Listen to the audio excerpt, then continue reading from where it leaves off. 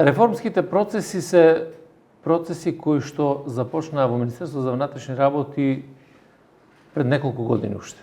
Заради тоа што општеството бараше да имаме реформски процеси кои што практично представуваат тежина на функционирањето на општеството, демократизацијата на институциите и ние како Министерство започнавме се со цел да и се приближиме кон европското законодавство, меѓутоа и тие вредности да ги примениме во рамките на институцијата. Пред се следењето на комуникациите, реформа во безбедносниот сектор, реформи во борбата против организираниот криминал, јакнењето на полицијата генерално преку разни јакнења на капацитети во секторите, формирањето на Националниот центар за борба против организиран криминал, на посебните оддели за водење на финансиските истраги. Сето тоа беше процес низ кој што поминуваше Министерството за внатрешни работи и секако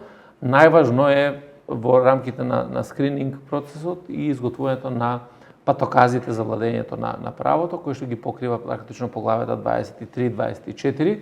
Знаеме дека за поглавјето 24 носител е Министерството за внатрешни работи, додека за поглавјето 23 тука сме и со другите институции. Ако зборуваме за меѓуресорската соработка, можам да најдам повеќе примери низ кои што ние практично работиме веќе и имаме ефективни резултати како резултат на таквите реформи кои што ги имаме. Например, ако разговараме за Националниот комитет за борба против организиран криминал и корупција.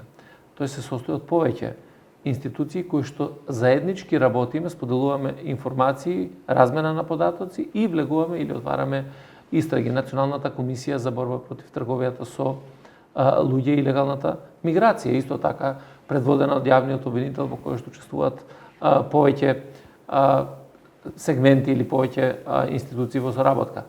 Ако зборуваме за финансиските истраги, одличен пример на соработка е помеѓу финансиска полиција, управата за финансиска полиција, управата за финансиско разузнавање и Министерството за внатрешни работи, секако јавното обвинителство. Така да ова е еден цел сет на околности, би рекол, и активности кои што се преземаат од различни институции се со цел да ги оствариме целите кои што стојат пред нас, а тоа е да направиме сериозен напредок и да внесеме европски вредности во институциите.